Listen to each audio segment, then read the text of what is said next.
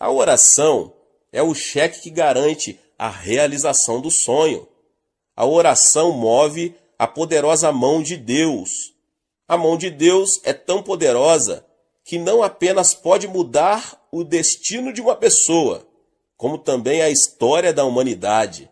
É preciso confiar na mão do Senhor, não se permitir murmurar diante das circunstâncias e orar ininterruptamente a Deus, que tem o poder para transformar o destino e as circunstâncias. A mão divina move-se e você poderá experimentar o milagre quando orar convicto de que pode dizer: não voltarei atrás. Em meio à oração, além da manifestação da obra de Deus, recebemos inspiração e sabedoria. Em meio à lamentação e aos gemidos, podemos buscar em Deus essas mesmas dádivas. Então, assim como o sol clareia uma trilha escura, Deus nos iluminará. É na oração que recebemos consolo e forças da parte do Espírito Santo, quando tudo é escuridão e desesperança. A oração faz que as trevas desapareçam, o consolo seja derramado em nosso coração e novas forças nos levem a seguir em frente. Nada no mundo pode nos consolar ou fortalecer, a não ser o Senhor, que conhece a intimidade do nosso coração. Certa ocasião, os discípulos haviam passado toda uma noite no mar, sem conseguir pescar nada. Mesmo diante dessa circunstância, Jesus mandou que Pedro entrasse mar adentro e lançasse as redes. Os discípulos creram nas palavras de Jesus, lançaram as redes e estas voltaram tão cheias de peixes que começaram a rasgar-se. Eu pergunto, qual é a nossa rede? Nossa rede é a oração. Por meio da oração, podemos pescar muitos peixes com o Senhor. Se não orarmos, por mais que estejamos na presença de Deus, nada acontecerá. Por meio do profeta, Deus nos desafia. Jeremias 33:3 diz: clama a mim, e eu responderei, e lhe direi coisas grandiosas e insondáveis que você não conhece. Deus responde às nossas orações quando pedimos em nome de Jesus Cristo. Se não recebemos, é porque não pedimos.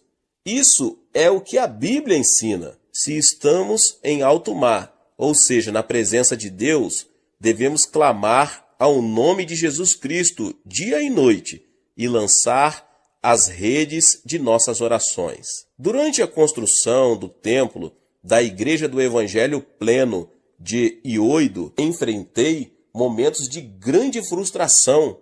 Nesses momentos, porém, nunca deixei de lado 2 livros, a Bíblia e a biografia de George Miller.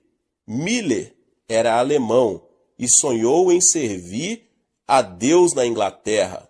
Entretanto, ao ver a grande quantidade de meninos abandonados e famintos nas ruas de sua cidade, ele mudou de direção.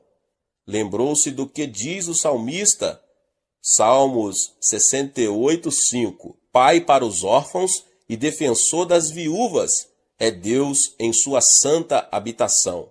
E converteu-se no pai de órfãos. O incrível é que, sem pedir a ajuda de ninguém, somente em oração, conseguiu dar de comer a mais de 6.000 meninos. Durante aqueles momentos de frustração, quando a realidade tornava-se intolerável, o livro, que continua a descrição de grandes milagres de Deus, dava-me esperança. George Miller, um dos meus heróis da fé. George Miller é, na verdade, um grande homem de Deus. Eu recomendo que você estude a vida dele. A sua biografia está disponível na internet. Você pode ler sobre ele. E esse George Miller foi responsável por alimentar mais de 10.000 órfãos. Com os recursos escassos que tinha, ele começou a alimentá-los e creu em Deus para toda provisão. Até que chegou o ponto dele construir um prédio para os órfãos e depois um outro prédio, depois um outro prédio e depois outro. E a história conta que ao longo de sua vida ele alimentou aproximadamente mais de 10 mil órfãos e muitos outros após a sua morte, porque a obra continuou. E George Miller, um homem de fé, ganhou literalmente milhões de pessoas nos anos de 1800. E George Miller é conhecido como um homem de fé. Ele orava pelos alimentos, ele orava pelas finanças, quando não havia nenhuma ajuda e não havia nenhum meio visível de ter provisão para o dia seguinte. Tem um relato que conta que ele sentou com algumas crianças e orou pedindo pão, por leite, e mesmo antes que ele finalizasse aquela oração, alguém bateu na porta e havia uma grande cesta com todos os mantimentos para as crianças. Então, era um homem de fé. E ele atribuiu no livro de Pearson, que conta sobre a vida de George Miller, sua biografia. E ele, na verdade, convidou George Miller para o seu púlpito para pregar. E disse que George Miller, pregando aos 80 anos, ele pregava, sabe, com um tal vigor que não se sabia a sua idade. E ele já estava na casa dos 80. Aliás, ele morreu quando tinha 93 anos. E no último ano de sua vida, ele disse assim: "Ó, quão gentil e bondoso o meu Pai Celestial tem sido para mim. Eu não tenho nenhum tipo de dor, nem mesmo reumatismo, e agora no meu 93º ano posso ainda trabalhar na casa com os órfãos, com a mesma facilidade e o mesmo conforto que tive sempre." Veja isso, sem dores, sem enfermidades, sem reumatismo, aos 93 anos. "Ah, pastor Prince, mas eu não creio isso", sabe? Então isso não é para você. Isso é para os que creem, é para os crentes. Amém? Eu sei que existem crentes que não creem, mas esses são para os crentes que creem. Glória a Deus. Deus não tem favoritos, amigo, mas Ele honra a fé. Não é uma questão de ser melhor que os outros. Sabe, no que tange as suas ações, não tem nada a ver com isso, tem a ver com a fé. Na verdade, George Miller começou a viajar ao redor do mundo aos 70 e por 17 anos, até chegar na casa dos 80, ele rodou o mundo com a sua esposa como um missionário. Entre os 70 e 80 anos, meu amigo. E ele passou por 42 países em 17 anos. E ele falava 6 línguas. Ok? Latim, grego, hebraico, francês, alemão, inglês. Pense nisso. Ele falava grego e hebraico. Ele poderia falar em hebraico em Israel. É maravilhoso. Amém? Eu me lembro também de ter lido sobre a vida de George Miller, que quando ele estava na casa dos 80, muitos dos seus amigos eram mais jovens do que ele, muitos nos 60, nos 70, e eles reclamavam de muitas dores nas pernas e tudo mais. E perto de sua partida, ele agradece a Deus por Deus tê-lo mantido livre de todas essas enfermidades. E muitos deles eram mais jovens do que ele. E ele disse que o Senhor foi bom para ele. E quando H. Pearson perguntou para ele sobre o seu segredo em sua biografia, aquele que o convidou a pregar, este mesmo homem perguntou a George Miller como ele conseguia se manter tão saudável, forte e vigoroso em sua velhice. Uma das coisas que George Miller disse foi isso. Ele disse assim: "É o poder curativo de resgate da palavra de Deus que está sobre o meu corpo físico. O poder curativo de resgate da palavra de Deus está sobre o meu corpo físico." Ele amava essa passagem e usava essa passagem como referência, que está em Provérbios 4, 20 e 22. "Meu filho, escute o que lhe digo, preste atenção às minhas palavras, não as perca de vista, guarde-as no fundo do seu coração. Pois minhas palavras são o quê? Vida para quem as encontra e saúde para toda a sua carne." Saúde para toda a sua carne. Saúde para todo o seu ser. Sabe, um remédio que você toma vai ajudar a sua pressão, mas vai te dar outro problema. Geralmente existem efeitos colaterais que não são nada agradáveis. Amém? Porém, o remédio de Deus e a palavra saúde para todo o seu corpo em hebraico é marpê, que se refere à palavra remédio. Amém? Saúde. Então, o remédio de Deus é uma bênção que ministra saúde para todo o seu corpo. Para todo o seu corpo, e não existe efeito colateral. Aleluia! Ele tomava uma boa dose da palavra de Deus. George Miller, todas as manhãs, se alimentava da palavra. Ele também disse assim: E esta é uma revelação do próprio George Miller. Ele disse que se levantava, orando, passava um tempo bom orando, mas aí ele percebeu que ficava confessando os seus pecados, ele ficava falando sobre pensamentos de dúvida. E aí ele diz, mas quando Deus me mostrou a revelação, e a revelação era gastar tempo na palavra, e aí ele percebeu que invariavelmente o seu tempo dedicado na palavra se tornava em oração. Ele orava as promessas que ele lia. Não tinha mais que ficar lutando com pensamentos de dúvida, com distrações. Quando passava tempo na palavra, ele disse que o meu primeiro trabalho é manter a minha alma feliz na palavra, recebendo a palavra de Deus. Quando eu recebo a palavra de Deus pela manhã e a minha alma está feliz, daí então eu posso comparecer a todos os meus compromissos com o espírito certo. Amém? E é a isso que ele se refere. A A.T. Pierson, quando ele pergunta o segredo da sua saúde robusta e o segredo da longevidade, e ele diz o poder curativo de resgate da palavra de Deus sobre todo o meu corpo. Amém? Quando os meus olhos não viam nada, meus ouvidos não ouviam coisa nenhuma, nem minhas mãos apalpavam evidências concretas, a Bíblia e a biografia de George Miller davam-me a entender que eu devia clamar em oração. A oração ininterrupta é seguida de grande sucesso. O êxito, porém, tem um inimigo figadal, a soberba. Existem na história grandes personagens que conseguiram alcançar o êxito, mas fracassaram por causa de sua soberba. Homens que, depois de conseguir sucesso, tornaram-se ociosos e acabaram destruídos. É bom que estejamos atentos à advertência desse ditado.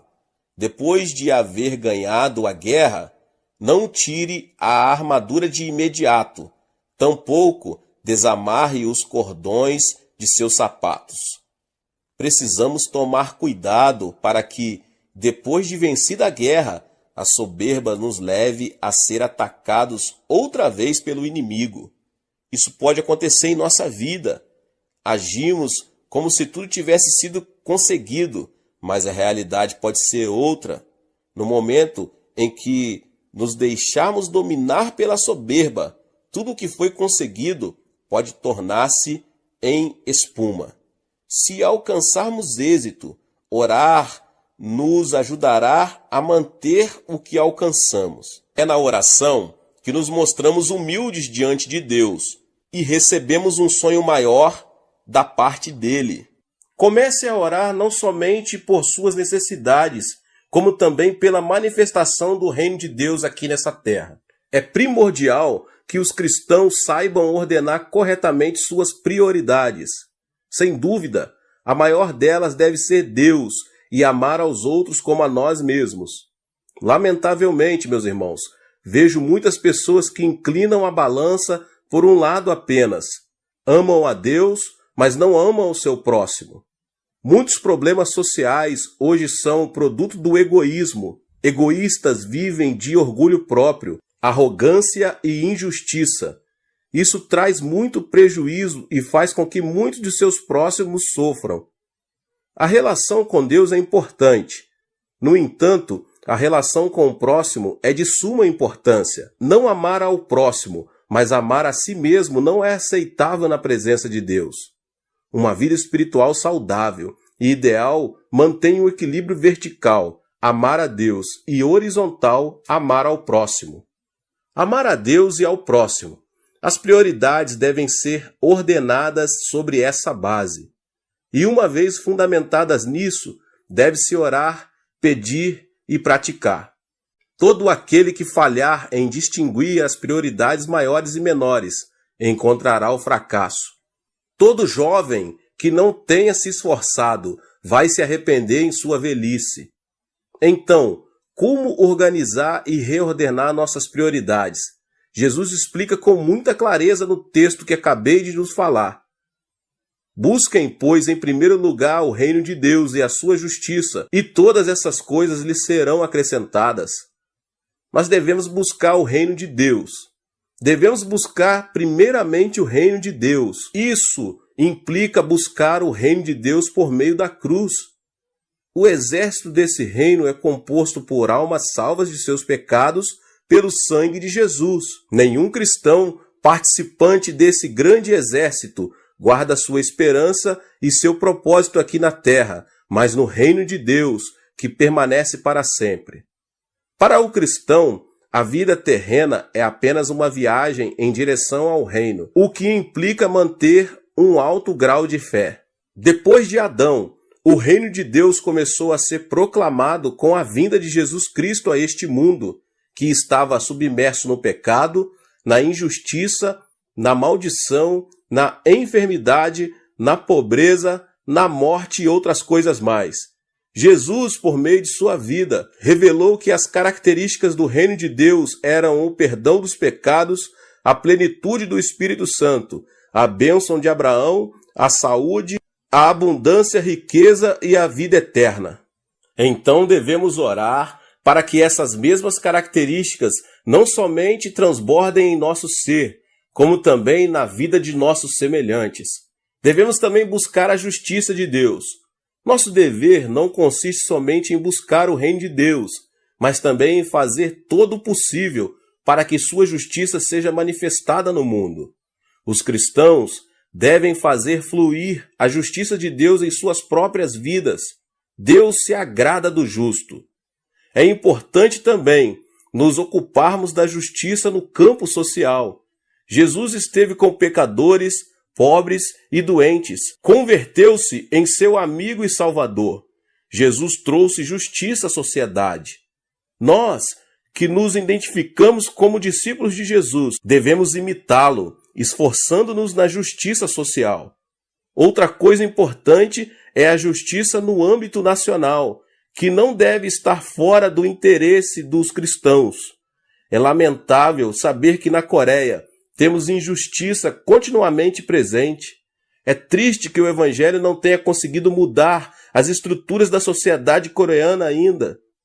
As estatísticas indicam que 25% da população coreana confessa ser cristã. Contudo, não se vê vestígios de justiça em nossa nação, apesar de mais de 10 milhões de cristãos. Isso deveria ter provocado mudanças, todavia nada acontece. O que significa tudo isso? Significa que nós, os cristãos, temos falhado nessa missão, que consiste em realizar a justiça de Deus aqui na terra. Onde não há justiça, proliferam a aridez e a hipocrisia. Portanto, os cristãos devem avançar em oração e serem persistentes para que a justiça flua no âmbito pessoal, social e nacional. O cristão é quem mantém uma dupla relação com Deus e com o próximo, a sociedade. O fato de permanecer circunscrito às paredes do templo, orando e jejuando, sem se interessar pelo sofrimento e pela injustiça social, é sinal de decadência espiritual da igreja. Jesus explicou que, se buscarmos primeiramente o reino de Deus e sua justiça, todas essas coisas serão acrescentadas. Se neste momento a justiça divina proliferasse nos âmbitos financeiros, governamental e social, a distribuição correta das riquezas acabaria por completo com a pobreza, o suborno, a injustiça, o pecado, a violência, os roubos e outras coisas mais. Então, consequentemente, comece a orar não somente por suas necessidades, como também pela manifestação do reino de Deus aqui nessa terra. Essa é a ordem correta que você deve manter para que os problemas casuais desapareçam. Se você é um desses cristãos que tem o costume de orar somente por suas necessidades e não buscar primeiro o reino de Deus e a sua justiça, é muito provável que sua vida cristã esteja à deriva e precise de um rumo estável. O agricultor faz todo o possível para conseguir uma colheita bem-sucedida. Mesmo assim, a falta de chuva e sol pode prejudicar seriamente sua colheita. O que eu quero dizer com isso, meus irmãos? Quero dizer que é Deus que tem de abençoar, para que o homem seja abençoado. Se Deus não abençoar, todo o esforço do homem será vão. A bênção de Deus é derramada sobre as pessoas que buscam primeiramente o reino dos céus e a sua justiça. Que Deus abençoe a sua vida mais uma vez com essa palavra tremenda do pastor David Po Yong Cho. Se você ainda não é inscrito aqui no canal, se inscreva no canal e ative o sininho das notificações. Todos os dias, às 18 horas e às 20 horas, são postados vídeos abençoados aqui no canal. Não esqueça de deixar o seu like, tá bom? E também compartilhe este vídeo com as pessoas que você mais ama. Deus te abençoe. Nos vemos nos próximos vídeos, tá bom? Até mais. Tchau, tchau. Para orarmos, precisamos aprender, em primeiro lugar, a pedir de forma correta. Embora seja verdade que Deus sabe de tudo, não podemos ter a atitude de que não é necessário pedir, porque Ele já sabe de tudo que precisamos. Algumas pessoas pensam que não precisamos pedir por causa do versículo de Mateus. Não vos assemelheis, pois a eles, porque Deus, o vosso Pai, sabe o de que tendes necessidade, antes que lhe o peçais. Mateus 6:8. Mas para entendermos corretamente esse verso, precisamos examinar seu contexto bíblico. Além disso, Jesus havia dito: "E orando, não useis de vãs repetições, como os gentios, porque presumem que pelo seu muito falar serão ouvidos." Mateus 6:7. Mas aqui, Jesus estava referindo-se à prática de se repetir as orações ritualisticamente. Ele não estava querendo dizer que não se pode pedir. Eu vou lhes explicar mais adiante. Pelo contrário, sua intenção era ensinar-nos a dirigir ao Pai todas as petições que procedem de nossa oração. Dirigir petições a Deus é um aspecto básico da oração. Deus é o nosso Pai, e como Pai, Ele tem prazer em dar bênçãos aos seus filhos. Um filho, dentro de sua família, tem certos direitos.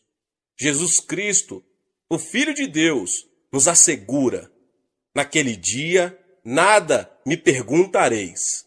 Em verdade vos digo, se pedirdes alguma coisa ao Pai, Ele vô-la concederá em meu nome.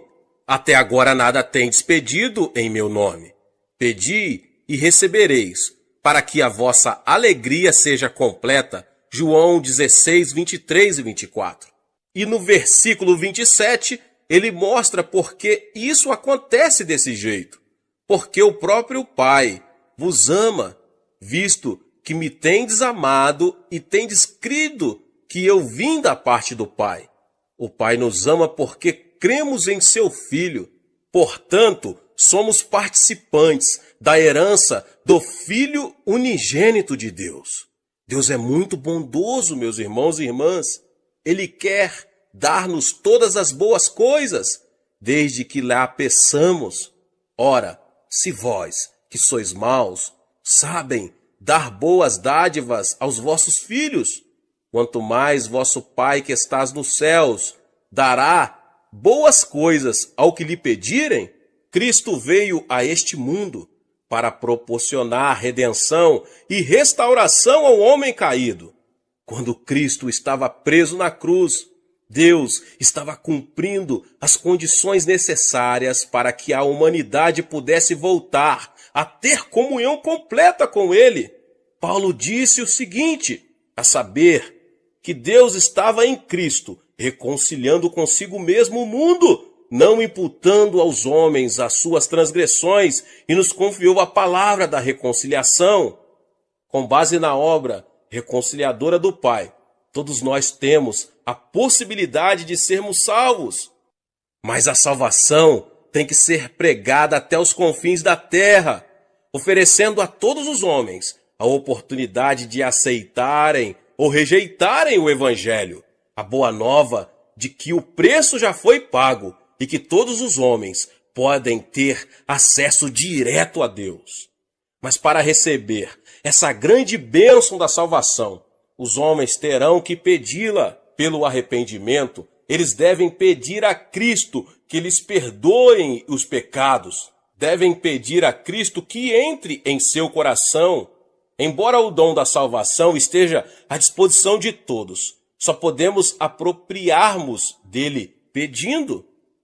E não é somente a regeneração que obtemos pela petição. Também a plenitude do Espírito Santo está à nossa disposição, bastando simplesmente que peçamos. Quanto mais o Pai Celestial dará o Espírito Santo àqueles que lhe pedirem, Lucas 11:13. Mas não só o dom da salvação, mas também a plenitude do Espírito Santo e todas as demais bênçãos estão à nossa disposição e podemos obtê-las pela petição em oração. Tiago afirma que Deus não negará a sabedoria a ninguém, mas a dará liberalmente, desde que a peçamos com fé. Podemos obter os dons do Espírito Santo, bastando para isto que os peçamos. Cura, libertação, prosperidade e bênçãos são coisas que todos podemos pedir a Deus. Temos o direito também de orar a Deus por um avivamento. Pedir ao Senhor chuva no tempo das chuvas serôdias, ao Senhor, que faz as nuvens de chuva, dá aos homens aguaceiro. Zacarias 10:1. A bênção de Deus pode ser nossa, basta que a peçamos. Podemos receber as bênçãos de Deus, que em Zacarias são tipificadas como chuvas, porque Deus ordenou que as peçamos. Está bem claro que Deus está desejoso de abençoar seus filhos. Contudo, temos que fazer a nossa parte, que é pedir de forma correta. Agora, meus irmãos e irmãs, como funciona essa questão de pedir? Como podemos obter a resposta de nossas petições? Há, contudo, 4 passos. O primeiro passo, temos que pedir com fé. O simples fato de pedir alguma coisa a Deus não é garantia de uma resposta positiva. E tudo quanto pedirdes em oração, crendo, recebereis. Mateus 21:22. O segundo passo, temos que manter um relacionamento com Cristo. Se permanecerdes em mim e as minhas palavras permanecerem em vós, pedireis o que quiseres e vos será feito. João 15:7. Quando permanecemos em oração, desenvolvemos-nos espiritualmente, de modo que os desejos dele passam a ser os nossos. O terceiro passo, temos que ter a motivação correta. Pedis e não recebeis, porque pedis mal, para esbanjardes em vossos prazeres. Tiago 4:3. Sabemos que é desejo de Deus dar-nos boas coisas. Contudo, muito de nossos pedidos são inspirados por puro egoísmo. Deus quer que nossas petições tenham a finalidade de glorificá-lo. O quarto passo é: temos que pedir segundo a vontade de Deus. Será que isso quer dizer que teremos de procurar saber primeiro, antes de orar, se Deus quer que sejamos curados? Não. E é por isso que é tão importante conhecermos as Escrituras. A Bíblia nos diz qual é a vontade de Deus. Mas quando oramos, pedindo algo que Deus já nos prometeu, temos certeza de que oramos segundo a sua vontade. E esta é a confiança que temos para com ele, que se pedirmos alguma coisa segundo a sua vontade, ele nos ouve. E se sabemos que ele nos ouve quanto ao que lhe pedimos, estamos certos de que obtemos os pedidos que lhe temos feito. 1 João 5, 14, 15. Agora, meus irmãos e irmãs, como Deus responde às nossas petições? Deus responde as nossas petições segundo sua maneira própria de ser. Ele não se limita a nos dar exatamente aquilo de que precisamos. Ele nos dá em abundância. E o meu Deus, segundo a sua riqueza em glória, há de suprir em Cristo Jesus cada uma das vossas necessidades. Filipenses 4,19. Os recursos de Deus são ilimitados. Deste modo, ele supre todas as nossas necessidades. Mas Deus não tem falta de bênçãos. Ele possui um depósito completamente cheio, meus irmãos e irmãs. Só precisamos saber como abrir esse depósito? Aprendendo a pedir. Aprendi esses princípios bem no início de meu ministério. Estudei as Escrituras e descobri que Deus é bom. Iniciei meu ministério na região mais pobre da Coreia, numa época de séria depressão econômica em nosso país, logo após a Guerra da Coreia. Aprendi a jejuar, não porque fosse espiritual, mas porque não tinha nada para comer. E através da oração e da leitura da palavra de Deus, entendi que Deus não era o Deus apenas da Europa e dos Estados Unidos. Ele é o Deus de quem quiser aprender a confiar nele. Há uma experiência que já contei muitas outras vezes, mas sempre há alguém que nunca ouviu. Se você não ouviu, ouça agora mesmo. Ela ilustra perfeitamente como podemos obter respostas de oração das mãos de nosso Pai Celestial. Quando iniciei meu ministério, ainda era solteiro e morava num pequeno cômodo. No inverno, eu me protegia do frio, enrolando-me com cobertores, pois não tinha nenhum outro meio de aquecimento. Comecei a pregar a mensagem da abundância de Deus, conforme havia nas Escrituras, e assim me vi num dilema.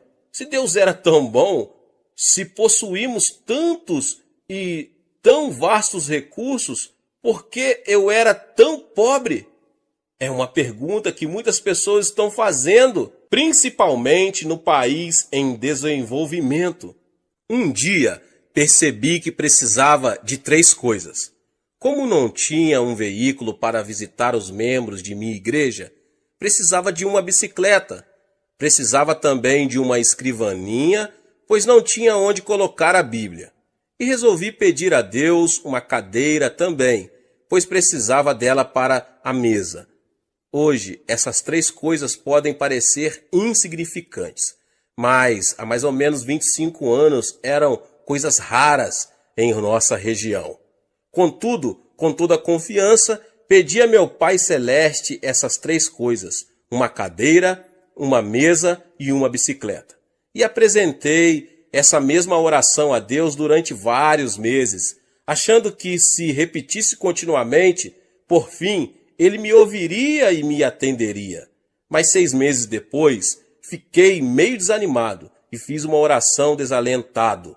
Senhor, sei que o tempo não significa nada para ti, e eu preciso muito dessas coisas agora. Talvez o Senhor esteja pensando em demorar mais para atender a minha petição, mas se demorar muito, eu morro e não preciso mais delas. Então, ouvi uma voz suave e tranquila me falando no íntimo. Filho, escutei sua petição desde a primeira vez em que fez, há 6 meses. Então por que não me atendeu? Indaguei. Você me pediu uma bicicleta, não foi? Continuou Deus. Mas existem muitos tipos de bicicleta. Qual delas você quer? Existem também muitos tipos de mesa, feitas de diversos tipos de madeira. Que tipo de mesa você quer? Existem também diversos tipos e modelos de cadeira. Qual tipo de cadeira você quer? E essas palavras que ele me falou naquela noite revolucionaram minha vida. Então resolvi pedir a Deus objetos específicos. Uma bicicleta da fabricação americana, que naquela época havia 3 tipos de bicicleta, mas a americana era a de melhor qualidade. Pedi uma escrivaninha de mogno das Filipinas e, por último, pedi uma cadeira. Mas não era uma cadeira qualquer. Queria uma cadeira com rodinhas nos pés, para que pudéssemos girá-la à vontade, como um daqueles grandes empresários. 2 semanas depois, ganhei uma bicicleta americana, um pouco usada, e fora do filho de um missionário. Depois ganhei a escrivaninha de mogno das Filipinas e a cadeira para fazer jogo com ela. É claro que era uma cadeira giratória. A parte mais interessante dessa experiência ocorreu antes de eu receber estas coisas. Um domingo, eu estava pregando sobre Romanos 4,17, como está escrito: por pai de muitas nações te constituí perante aquele no qual creu, o Deus que vivifica os mortos e chama à existência as coisas que não existem. No meio do sermão, eu me ouvi dizer com grande convicção: eu ganhei uma bicicleta, uma escrivaninha e uma cadeira. E em seguida pus-me a descrever cada um desses objetos.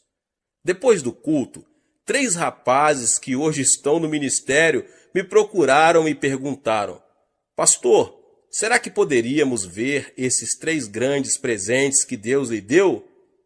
Era bastante compreensível que eles estivessem curiosos, pois essas coisas eram muito incomuns naquela região. A caminho de casa comecei a me preocupar com o que ia dizer aqueles jovens quando vissem meu cômodo vazio.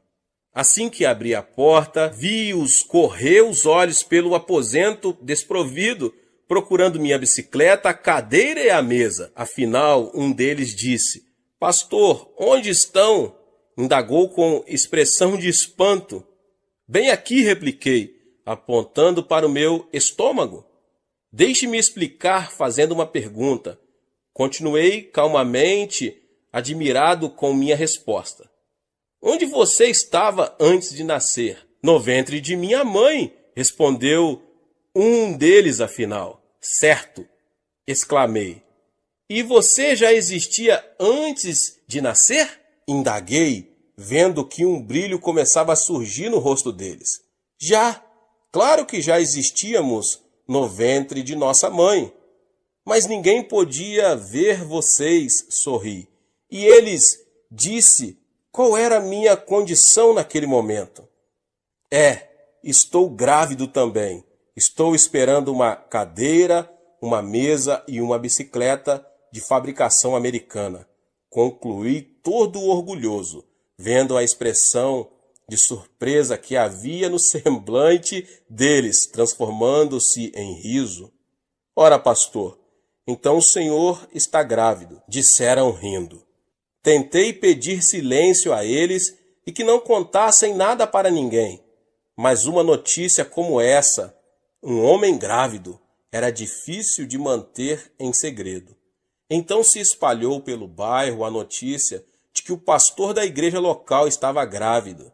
E quando eu passava, as mulheres olhavam para mim e riam. As criancinhas vinham colocar a mão em meu estômago para ver se sentiam ali a bicicleta. Mas depois, quando Deus me deu esses objetos, então foi minha vez de rir. E desse modo, Deus me ensinou a fazer oração.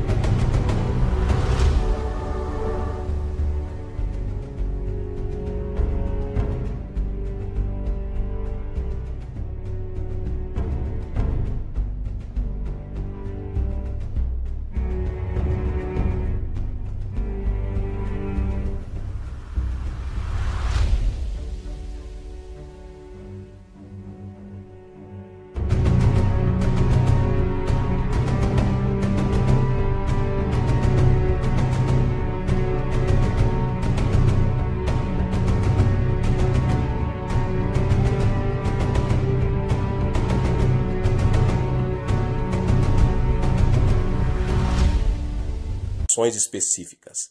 É assim que se ora em fé. Não faça petições com generalidades. Certifique-se bem do que você precisa e escreva. Depois, ao orar, apresente a Deus aquilo que você deseja com detalhes. Isso feito, passe a dizer que já o recebeu. Talvez não queira dizer em público, mas comece a dar graças a Deus e a confessar que já recebeu a resposta.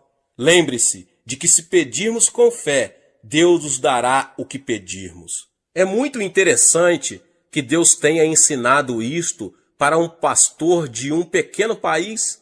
Parece que geralmente só os pastores de países do Ocidente falam sobre a abundância das bênçãos de Deus ao atender suas necessidades, mas eu posso testemunhar de que Ele pode fazer o mesmo por qualquer homem ou mulher que lhe o pedir segundo a sua santa palavra. Muitas vezes deixamos que as condições sociais ou econômicas em que vivemos venham a ditar o nível de nossa fé. É por isso que devemos pedir a Deus que amplie nossa visão e nossos sonhos, já que estes são a linguagem do Espírito Santo. Tendo uma visão mais ampla, poderemos obter maiores bênçãos de Deus. Certa vez, Winston Churchill disse que os grandes homens procedem de grandes países, vivem em épocas de grandes realizações e desempenham grandes tarefas. Em geral, é assim que acontece. Contudo, meus irmãos e irmãs, Jesus Cristo, o Filho de Deus, veio de um país fraco e pequeno, Israel, e na época em que ele viveu, sua terra estava sob o domínio do Império Romano. Embora ele tenha realizado a maior de todas as tarefas, certamente não viveu numa época de grandes realizações para o povo de Israel. E, no entanto, ele constituiu o ponto central de toda a história. Não importa quem você é, você pode causar um grande impacto. Sua vida pode mudar seu país ou o mundo, se você souber fazer a oração de petição. Deus deseja dar-nos muito mais do que imaginamos. Peça a Deus o dom que lhe possibilitará ter o maior impacto na situação em que você se encontra. Não se contente com uma situação comum.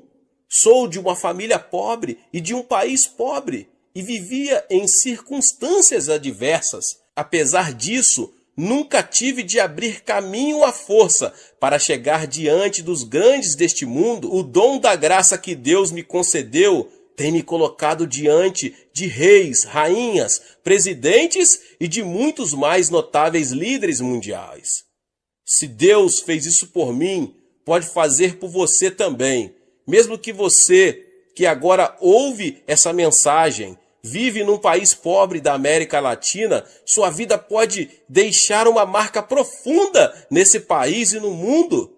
Onde quer que você esteja agora, Deus pode e quer usá-lo para ajudar a atear o fogo do avivamento que irá varrer a África, a Ásia, a Europa, a América. Peça e você receberá, mas peça com fé, em o nome de Jesus. Glória a Deus. Deus abençoe a sua vida, você que ouviu essa palavra. Glória a Deus. Não esqueça de se inscrever aqui no canal, de ativar o sininho das notificações para você não perder os vídeos. Amém? Deixe também o seu like e não esqueça de compartilhar esta palavra com mais pessoas. Nos vemos nos próximos vídeos. Amém.